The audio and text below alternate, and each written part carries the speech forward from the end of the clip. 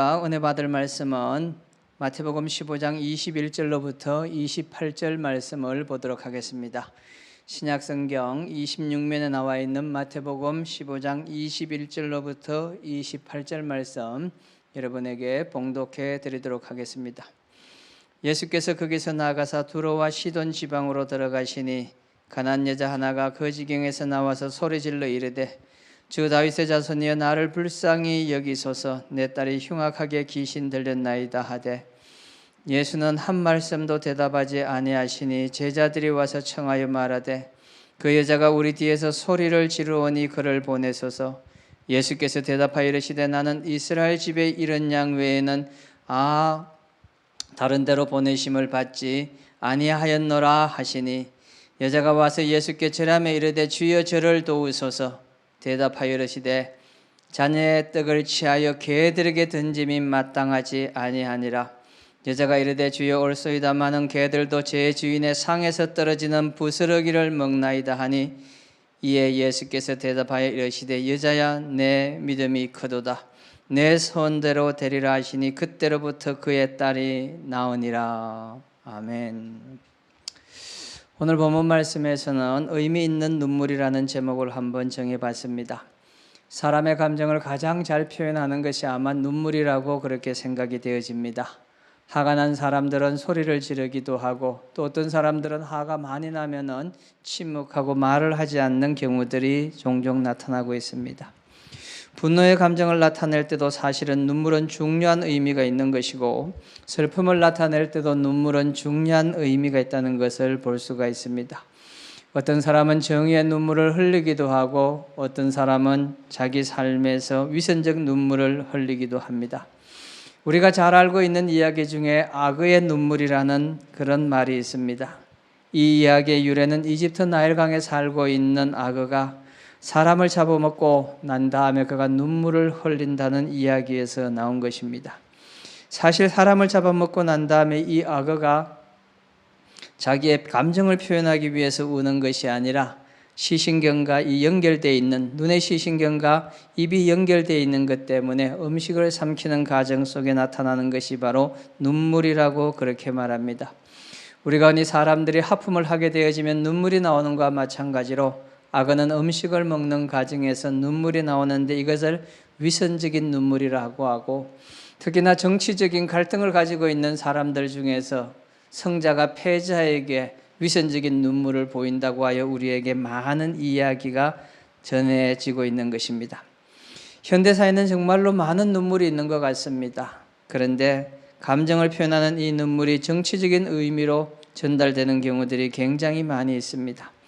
세상이 복잡하고 이기적으로 변한 만큼 우리의 감정을 표출하는 과정 속에 눈물을 통하여서 문제를 해결하려고 하는 사람들이 굉장히 많이 있지만 그 많은 눈물들 속에 정말로 의미 있는 눈물이 우리에게 있는지를 한번 고민해 봐야 할 것입니다.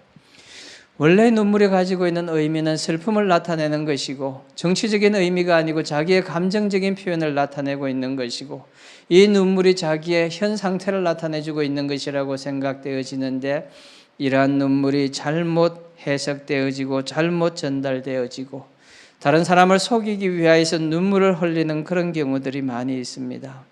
저는 오늘 본문에 나와 있는 이 가난한 여인의 눈물을 통하여서 우리가 정말로 의미 있는 눈물을 흘리고 있는 것인지 우리가 살아가면서 참된 믿음의 삶을 살면서 의미 있는 눈물을 흘리는 것인지 아니면 나도 모르는 사이 속에 정치화되어진 또 나도 모르는 사이 속에 내가 주변 사람들에게 나를 포장하기 위해서 보이는 눈물이 아닌지를 생각하면서 눈물에 대한 참된 의미를 오늘 이 시간 같이 한번 고민을 해보았으면 좋겠습니다. 첫 번째 우리가 생각해야 되는 이 가난한 여인이 흘린 눈물 속에는 차별을 극복한 여인의 눈물이었습니다. 22절 말씀에 보니까 가난한 여자 하나가 그 지경에서 나와 소리질러 이르되 이 여인이 가난한 여인이라고 그렇게 본문에서는 설명을 해주고 있는데 가나안 출신이라고 그렇게 말할 수가 있겠죠. 이스라엘 백성이 팔레스타인 지역에 정착하기 시작할 무렵부터 그곳에 거주하고 있던 민족을 우리가 가나안 민족이라고 그렇게 말하는데 창세기에 이 부분이 상당히 많이 나와 있습니다.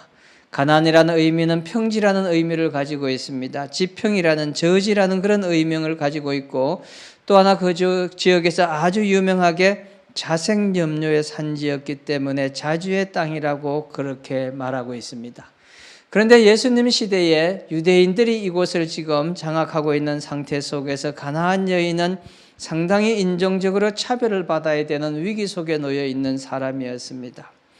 예수 시대 가나안 여인은 인종적 차별을 받을 수밖에 없는 환경 속에 놓여 있었는데, 이 인종적인 차별을 받는 상황 속에 그녀에게 더 슬픈 것은 경제적으로 차별을 받고 있고 문화적으로도 차별을 받고 있다는 것을 의미하고 있습니다. 경제적으로 부유한 사람들은 경제적 약자들을 향해 차별을 보이는 것이 바로 고대 사회의 모습이었다고 말하고 있습니다. 인종차별은 비신앙적인 관점에서 나온 생각이라고 그렇게 보여집니다. 우리가 정말로 선한 믿음을 가지고 있는 사람이고 은혜의 사람이라고 한다면은 이런 인종적인 차별의 문제가 우리에게 대두될 이유가 없는 것이고, 이런 문제로 인하여서 우리가 힘들어하고 고통스러워해야 할 이유가 없는 것인데, 믿음이 없는 사람들은 인종적인 차별, 경제적인 차별, 문화적인 차별 이런 것들을 통하여서 자기의 위상을 드러내려고 하고 자기가 다른 사람들보다 위대한 인물이라고 하는, 뛰어난 인물이라고 하는 인정받기를 좋아하는 그런 경향을 가지고 있는 것을 볼 수가 있습니다. 그런데 이 가나안 여인이 예수님 앞에 나와서, 구원의 주인 예수님 앞에 다가와서는 눈물을 흘리면서 그렇게 말하고 있습니다. 가나안 여인은 인종적 차별에 눈물을 흘리거나 포기하는 모습이 아니라 그 눈물 속에는 이것을 능히 극복하고 이겨내겠다는 의지가 그 속에 담겨져 있는 것을 볼 수가 있습니다. 그녀는 구원의 주인 예수님을 믿었기 때문에 자기가 당하고 있는 차별에 대한 민감함을 극복할 수가 있었던 것입니다. 차별이 없는 세상을 만드는 것이 우리의 목적일 수 있을 것입니다. 그러나 악한 세력이 여전히 존재하고 있는 이 땅에서 우리가 차별 없는 사회를 만들어 간다는 것은 극히 힘들이라고 그렇게 생각되어집니다. 왜냐하면 사람의 근본이 악한 모습을 가지고 있기 때문에 다른 사람과 비교해서 뛰어나다는 것을 자랑하려고 하는 것이 사람들의 근본적인 이치이기 때문에 작은 부분에서의 차별을 우리가 극복하고 이겨나갈 수가 없을 것입니다. 아니, 이것은 이겨나갈 수 없는 것이 아니라 우리의 삶 속에서 영원히 함께 할 수밖에 없는 그런 불협함이라고 말할 수 있는 요소일 것입니다. 가나안 여인도 동일한 위기 속에서, 이방인이라는 차별의 상황 속에서 그는 굴하지 아니하고 예수님 앞에 나와서 자기의 상황을 당당하게 고백하면서 그는 의미 있는 눈물을 흘려가면서 주님 앞에 자기가 당하고 있는 차별적인 모멸적인 현실을 능히 극복하고 이길 수 있다는 것을, 주님의 은혜 가운데 그것이 가능하다는 것을 눈물로서 호소하고 있는 의미 있는 눈물을 흘린 여인이었습니다. 두 번째 가나안 여인이 흘리는 눈물은 딸을 위해 흘린 눈물이라고 그렇게 볼 수가 있습니다. 22절 말씀에 다시 한번 보겠습니다. 가나안 여자 하나가 그 지경에서 나와서 소리질러 이르되 주 다윗의 자손이여 나를 불쌍히 여기소서. 나를 불쌍히 여겨달라는 이 단어 속에는 눈물이 담겨져 있는 것입니다. 나를 긍휼히 여겨달라고 말하고 있는 것이죠. 나를 사랑으로 품어달라고 울고 있는 모습을 말하고 있는 것입니다. 그러면서 이 가나안 여인이 예수님 앞에 고백하기를 내 딸이 흉악하게 귀신 들렸다고 그렇게 고백을 하고 있습니다. 여러분, 1세기 지중해 사회에서 여자의 위치는, 여성의 위치는 그리 중요하지 않았습니다. 나이가 어린 딸들은 아버지에게 소속되어 있다고 생각이 되어졌었고, 결혼을 하면은 남편에게 소속이 되어지고, 또 나이가 들어서 남편하고 사별하고 난 다음에는 자식에게 소속되어 있다고 하는 한국 문화와 비슷한 문화를 가지고 있는 것이 유대 문화였습니다. 이 딸은 사실 엄밀하게 따진다고 한다면은 집에 있어도 그만이고 없어도 그만인 그런 존재로밖에 여겨질 수밖에 없었는데, 가나안 여인은 이 딸을 위해서 예수님 앞에 나왔다고 그렇게 말해주고 있습니다. 어떤 사람들은 말하기를 그 딸을 위하여서 예수님을 찾아가는 것은 의미 있는 삶이 아니라고 말할 수도 있을 것입니다. 어떤 사람들은 말하기를 왜 그 딸을 위하여, 그것도 귀신 들린 딸을 위하여서 예수님 앞에 나가느냐고, 아들도 아닌데 왜 딸 때문에 그렇게 투자해야 될 가치도 없는 딸 때문에 예수님 앞에 나가서 그렇게 눈물을 흘려야 하느냐고 하면서 반대하는 사람들도 있었을 것입니다. 귀신 들린 딸은 가문에 부끄러움이 없고 숨겨야 할 가족의 비밀이었습니다. 한 집안에 어떤 장애인이 있다든지 어떤 귀신 들린 가족 구성원이 있다는 것은 모든 사람들에게 숨겨야 할 만큼 그 시대에 아주 중요한 의미를 담고 있는 삶의 문화라고 그렇게 말할 수가 있을 것입니다. 그런데 이 여인은 자기의 딸이 귀신 들렸다는 것을 많은 사람들에게 선언하는 것 같은 동일한 행동을 하기 위하여 예수님 앞에 왔습니다. 예수님 앞에 와서 많은 사람들이 지켜보는 그 상황 속에서 자신의 딸이 귀신 들렸다고 이야기하면서 주님 앞에 부르짖어 눈물을 흘리는 모습을 담고 있는 것을 볼 수가 있습니다. 아마도 이 여인의 이 고백으로 인하여서 이 다음부터 그 여인은 많은 사람들로부터 소외된 삶을 살 수밖에 없었을 것입니다. 많은 사람들은 이 귀신 들린 딸을 가지고 있는 여인과 가까이 하지 않으려고 하는 그런 마음을 가지고 있을 수도 있을 것입니다. 그런데도 어머니 된 이 가나안 여인은 딸을 위하여 주님 앞에 나와서 간청하며 간구하며 눈물을 흘리는 것을 볼 수가 있습니다.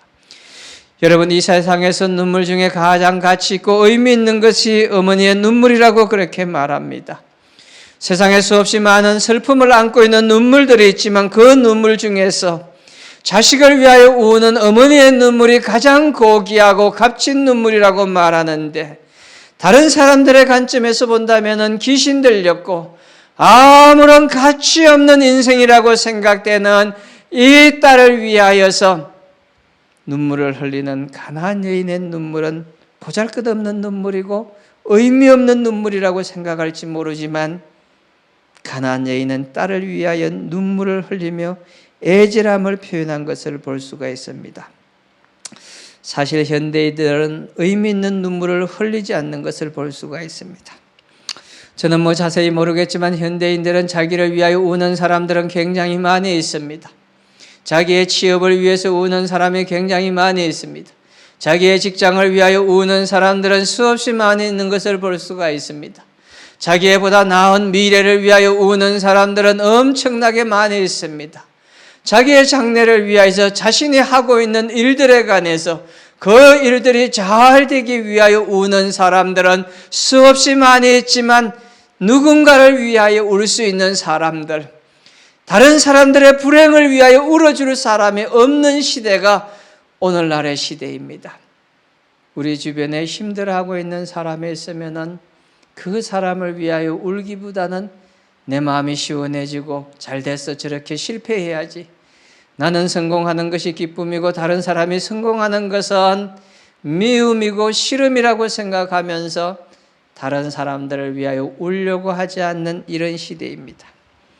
그러나 가나안 여인은 자신의 딸을 위하여서 이렇게 긍휼의 마음을 가지고 눈물을 흘렸다는 것은, 애절한 마음을 가지고 눈물을 흘렸다는 것은 그녀는 의미 있는 눈물을 흘릴 줄 아는 믿음의 사람이었다는 것을 우리가 바라볼 수 있을 것입니다.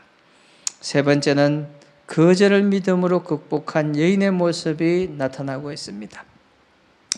23절의 말씀에 보니까 예수는 한 말씀도 대답하지 아니하시니 제자들이 와서 청하여 말하되 그 여자가 우리 뒤에서 소리를 지르오니 그를 보내소서. 예수님이 한마디 대답도 하지 않습니다. 자신의 귀신 들린 딸을 고쳐달라고 그렇게 울부짖고 있는데 뒤에서 소리 질렀다고 말하는 것은 울면서 애걸 하면서 예수님 앞에 메어 달렸는데, 그런 상황 속에서도 그녀는 마지막까지도 애절한 마음을 가지고 예수님을 찾고 있었지만 예수님은 그에게 한마디의 답변도 대답도 하지 않았다고 말하고 있습니다.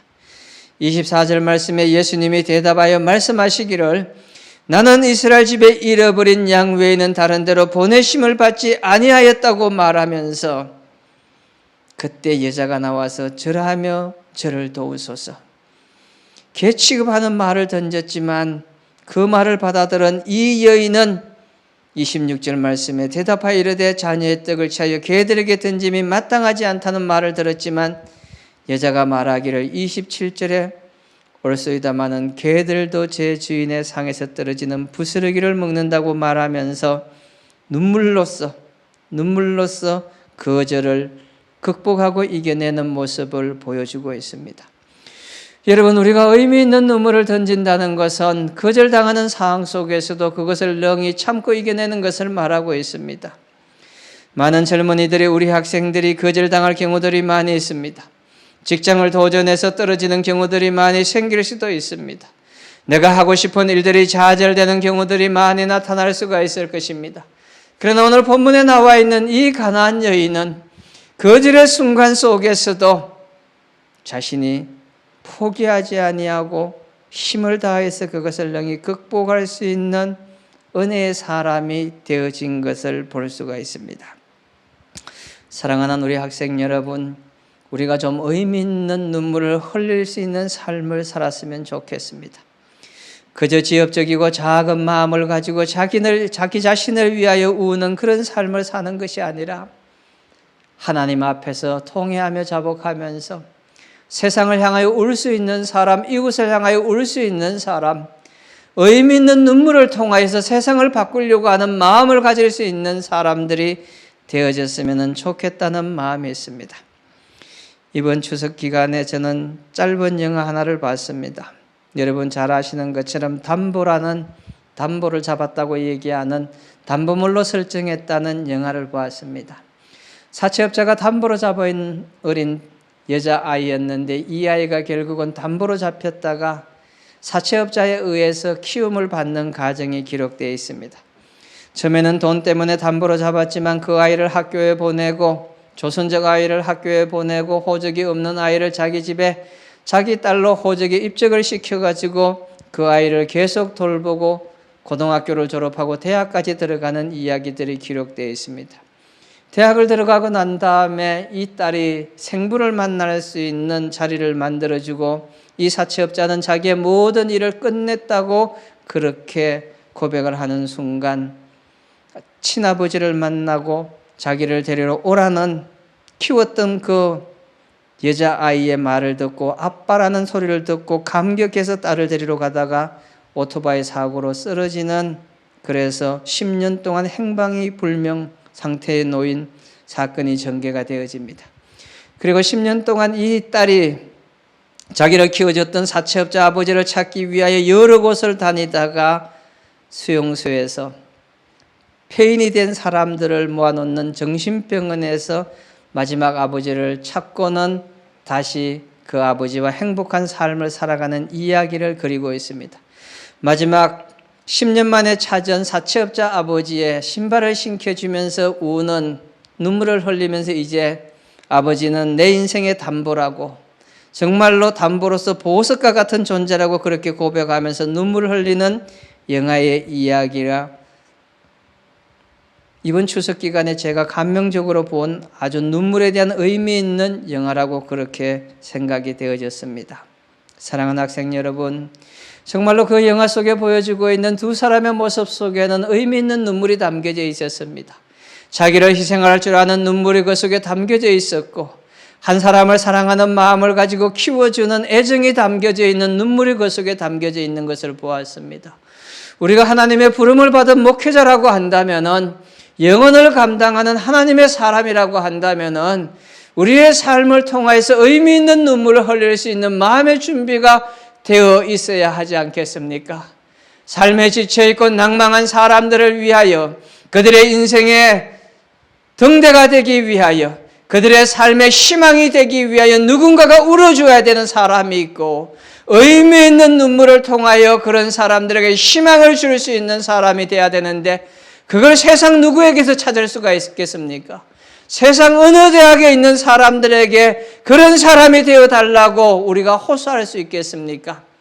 하나님의 말씀을 맡고 있는 우리들이, 주의 귀한 사명을 감당하며 영혼들을 맡고 있는 우리들이 의미 있는 눈물을 던짐으로 인하여서 죽어가는 사람들을 살릴 수 있고 병든 사람들을 향하여 의미 있는 눈물을 던질 수 있으며 사랑이 필요한 사람들에게 사랑의 눈물을 담아 그들의 마음을 녹일 수 있는 사역을 감당하기 위하여 부름받은 하나님의 사람이 아니겠습니까?